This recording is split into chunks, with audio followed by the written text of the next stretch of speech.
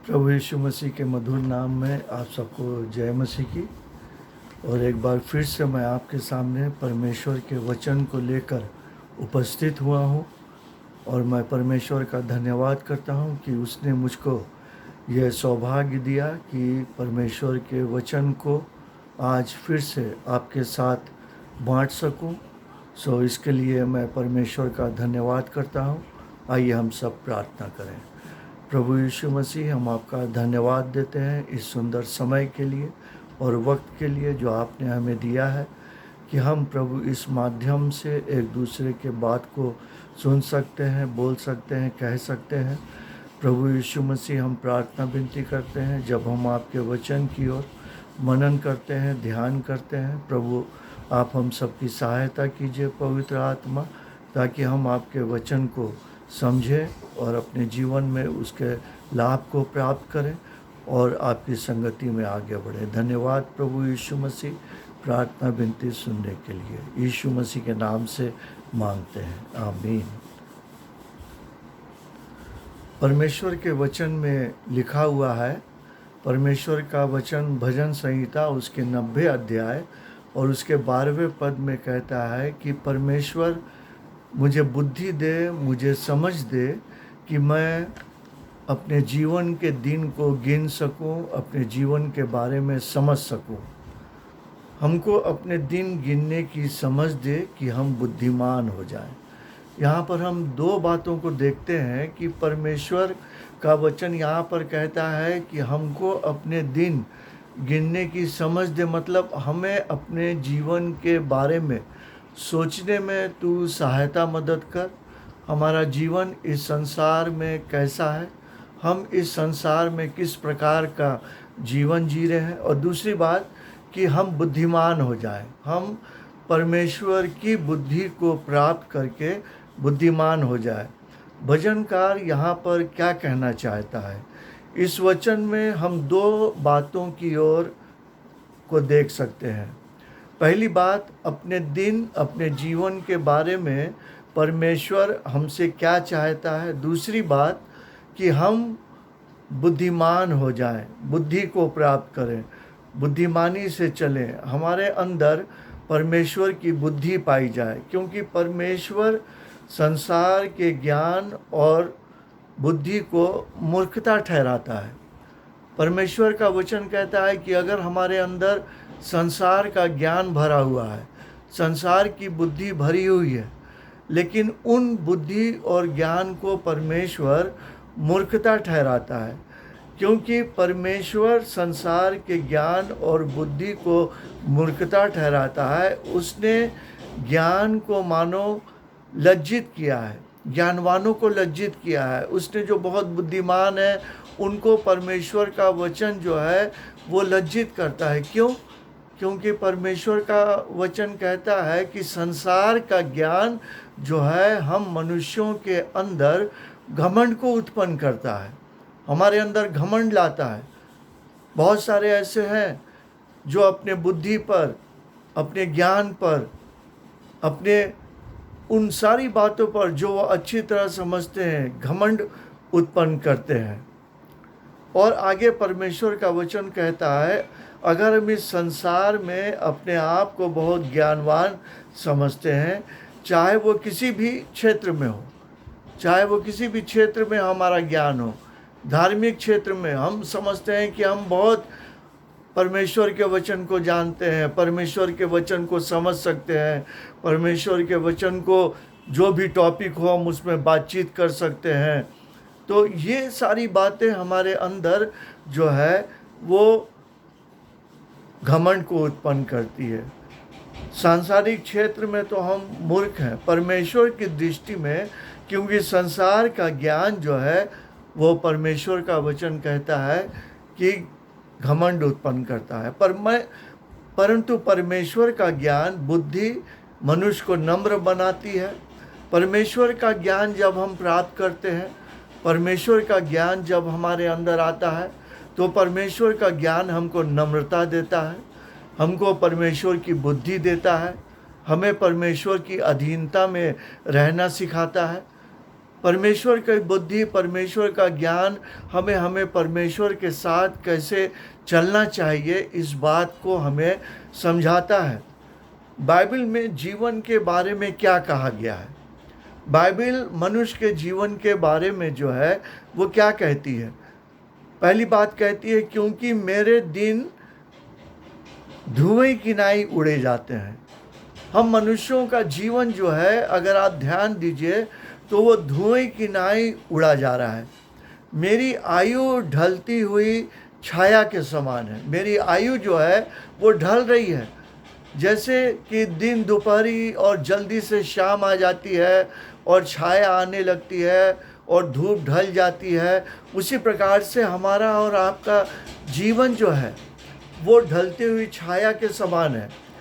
भजनकार लिखता है, हे यहोवा ऐसा कर कि मुझे मेरा अंत मालूम हो जाए। मेरी आयु कितनी है, मैं कितने दिन जीवित रहूँगा, मैं जान सकूँ कि मेरा जीवन कितने वेग से दौड़ा चला जा रहा है।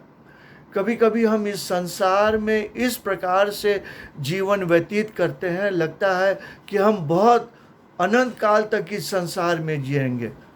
मृत्यु का हमें भय नहीं रहता, परमेश्वर का हमें भय नहीं रहता। और इन सारी बातों में हम देखते हैं कि भजनकार यहाँ पर कहता है, मैं जान लूँ कि मेरा जीवन कितनी वेग से बीत रहा है। मनुष्य जो स्त्री से उत्पन्न होता है वह थोड़े ही दिनों का और दुख से भरा रहता है। हमारा और आपका जीवन हम नहीं जानते कितने दिन का है, थोड़े दिन का है, दुख से भरा हुआ है। परमेश्वर का वचन कहता है कि मनुष्य के दिन नियुक्त किए गए हैं। हमारा और आपका दिन परमेश्वर के हाथ में नियुक्त किया गया है और उसके महीनों की गिनती परमेश्वर के पास लिखी है। हम कितने दिन जीवित रहेंगे, कितने साल जीवित रहेंगे, कितने महीने जीवित रहेंगे, ये सब परमेश्वर के पास लिखा हुआ है। और परमेश्वर ही मनुष्य के लिए ऐसा सीमाना बांधा है जिसे वो पार नहीं कर सकता। परमेश्वर ने जितने दिन हमको ठहरा दिया है इस संसार में, हम उसको पार नहीं कर सकते। लिखा हुआ है परमेश्वर के वचन में कि धन के द्वारा मनुष्य जीवन को प्राप्त नहीं कर सकता। परमेश्वर के हाथ में एक एक जीवधारी का प्राण और एक एक देहधारी मनुष्य की आत्मा रहती है। हम सबका जीवन, हम सबकी आत्मा किसके हाथ में है? परमेश्वर के हाथ में है। परमेश्वर ने मनुष्य में जीवन का श्वास फूंका है। परमेश्वर ने मनुष्य के अंदर अपनी आत्मा दी है। परमेश्वर का वचन बुद्धि के बारे में क्या कहता है? बुद्धि के बारे में परमेश्वर का वचन कहता है, परमेश्वर का भय मानना बुद्धि का मूल है। यीशु मसीह ने कहा, जो मेरी बातों को सुनकर मानता है वही बुद्धिमान है, और वही बुद्धिमान है जो सुनकर उन पर चलता है, अपने जीवन में परमेश्वर की बातों को लागू करता है। और लिखा हुआ है कि ईश्वर में पूरी बुद्धि पाई जाती है। क्यों परमेश्वर चाहता है कि मनुष्य परमेश्वर का भय माने? क्यों वो चाहता है कि मनुष्य बुद्धिमान हो जाए? क्यों वो चाहता है कि मनुष्य जो है वो परमेश्वर की संगति में अपने जीवन को बिताए? परमेश्वर के वचन में लिखा है, इसीलिए ध्यान से देखो कि कैसी चाल चलते हो। निर्बुद्धियों की नाई नहीं, पर बुद्धिमानों की नाई चलो। अवसर को बहुमूल्य समझो, क्योंकि समय बुरा है। ये समय जो है ये बहुत बुरा चल रहा है। प्रभु यीशु मसीह ने कहा कि परमेश्वर जो न्याय करने वाला है वो यीशु मसीह का वचन कहता है, परमेश्वर का वचन, कि प्रभु यीशु मसीह कभी भी इस संसार में न्याय करने के लिए आ सकता है। और इसीलिए परमेश्वर का वचन कहता है समय बुरा है, पाप बढ़ रहा है और बेरोजगारी बढ़ रही है, भ्रष्टाचार बढ़ रहा है। मनुष्य के जीवन में परमेश्वर को खोजने से ज़्यादा मनुष्य आज धन दौलत की खोज में लगा है। वो चाहता है कि किसी प्रकार से मैं धनवान हो जाऊं, किसी भी प्रकार से संसार का सारा धन मेरे पास आ जाए, आज मनुष्य अपनी आत्मा की नहीं लेकिन अपने शरीर की चिंता कर रहा है। वो अपने शरीर में अपने सुख विलास की चिंता कर रहा है। और परमेश्वर का वचन कहता है, परमेश्वर की इच्छा क्या है? परमेश्वर की इच्छा ये है कि ये पूरा संसार परमेश्वर के वचन के ज्ञान से भर जाए। परमेश्वर चाहता है कि मनुष्य में परमेश्वर का ज्ञान पाया जाए। और लिखा हुआ है, परमेश्वर का वचन कहता है कि परमेश्वर के बिना ज्ञान के और परमेश्वर के बिना सुसमाचार के मनुष्य जो है वो अधूरा है। परमेश्वर का वचन कहता है कि परमेश्वर का ज्ञान ही परमेश्वर का सुसमाचार है। परमेश्वर का वचन कहता है कि यीशु के क्रूस की कथा, परमेश्वर चाहता है कि सब मनुष्यों का उद्धार हो, सब मनुष्य जाने कि हमारे जीवन में परमेश्वर की क्या इच्छा है। क्यों प्रभु यीशु मसीह इस संसार में आया, क्यों प्रभु यीशु मसीह ने इस संसार में आकर सारे मानव जाति के लिए अपना प्राण जो है वो बलिदान किया। परमेश्वर जो दयालु है, परमेश्वर जो अनुग्रहकारी है, परमेश्वर चाहता है हर मनुष्यों का उद्धार हो और वे सत्य को भली भांति पहचान लें। सत्य क्या है? यीशु मसीह ने कहा, मार्ग, सत्य और जीवन मैं हूँ। जब हम परमेश्वर के पुत्र प्रभु यीशु मसीह पर विश्वास करते हैं, प्रभु यीशु मसीह को देखते हैं, क्यों परमेश्वर ने प्रभु यीशु मसीह को भेजा? परमेश्वर का वचन कहता है कि किसी ने भी परमेश्वर को नहीं देखा, कोई भी परमेश्वर को देख नहीं सकता, क्योंकि परमेश्वर महापवित्र परमेश्वर है। वो बुराई को देख नहीं सकता, वो पाप को देख नहीं सकता। इसीलिए उसने अपने प्रिय पुत्र प्रभु यीशु मसीह को इस संसार में भेजा।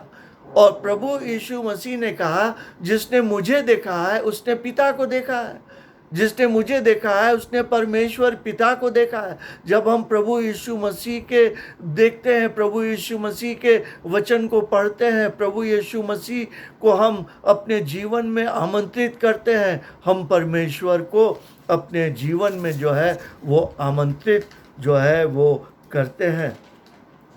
जीवन के बारे में हमने देखा, हम सबों की आत्मा जीवन परमेश्वर के हाथों में। यीशु ने कहा, चोर चोरी करने और घात करने को आता है।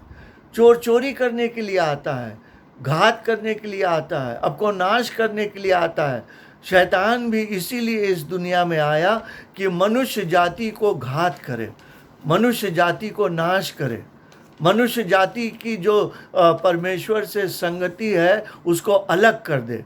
वो नहीं चाहता है कि मनुष्य परमेश्वर की संगति में रहे। उसने हमारी शांति को चुरा लिया। हमारे पास धन है, हमारे पास दौलत है, हमारे पास बड़ी बड़ी बिल्डिंगें हैं, हमारे पास सब कुछ है, लेकिन हमारे मन में शांति नहीं है, हमारे जीवन में शांति नहीं है। हम भटक रहे हैं, इधर से उधर हम जा रहे हैं शांति की खोज में, लेकिन हमें शांति मिल नहीं रही है। परमेश्वर का वचन कहता है कि परंतु मैं इसीलिए आया हूँ कि तुम जीवन पाओ और बहुतायत का जीवन पाओ।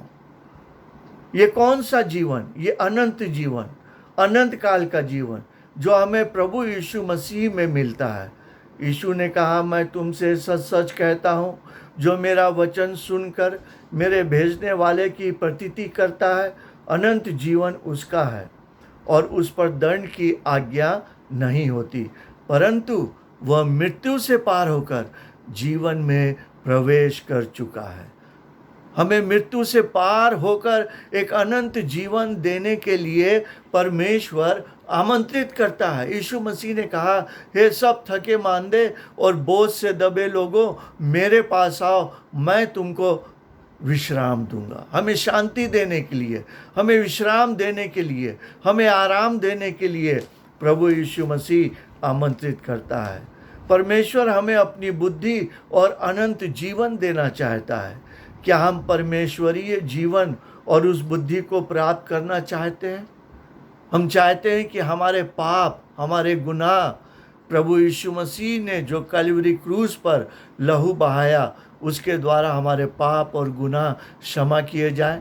क्योंकि प्रभु का वचन कहता है कि अगर हम विश्वास करें प्रभु यीशु मसीह पर, प्रभु यीशु मसीह का लहू हमें हर पापों से शुद्ध करता है और शुद्ध करता है। क्योंकि प्रभु यीशु मसीह का लहू पवित्र लहू है।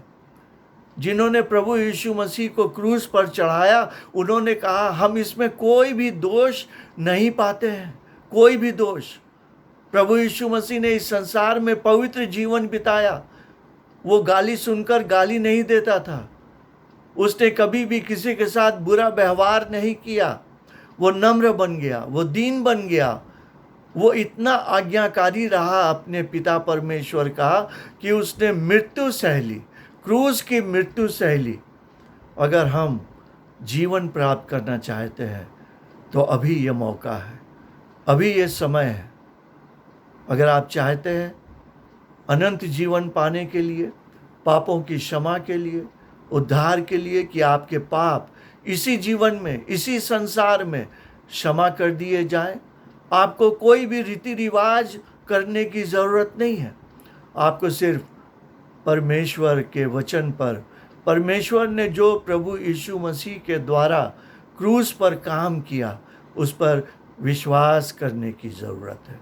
अगर आप चाहते हैं कि आपके पाप क्षमा हो तो आप मेरे साथ प्रार्थना करें।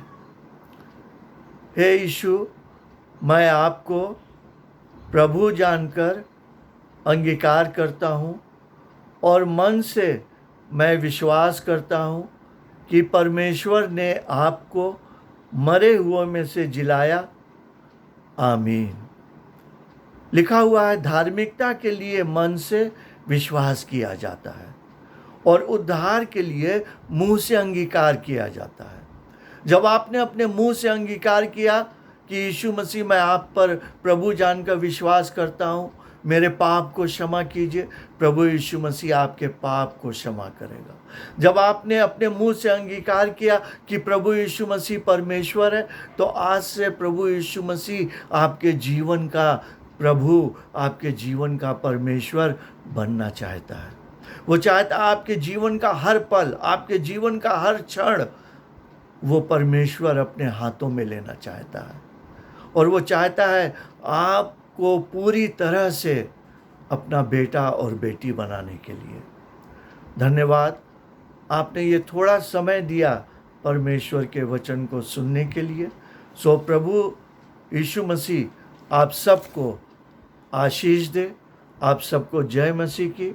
और आप इस वचन के द्वारा जब आप आशीष प्राप्त करते हैं, परमेश्वर पिता का धन्यवाद करें। आमीन।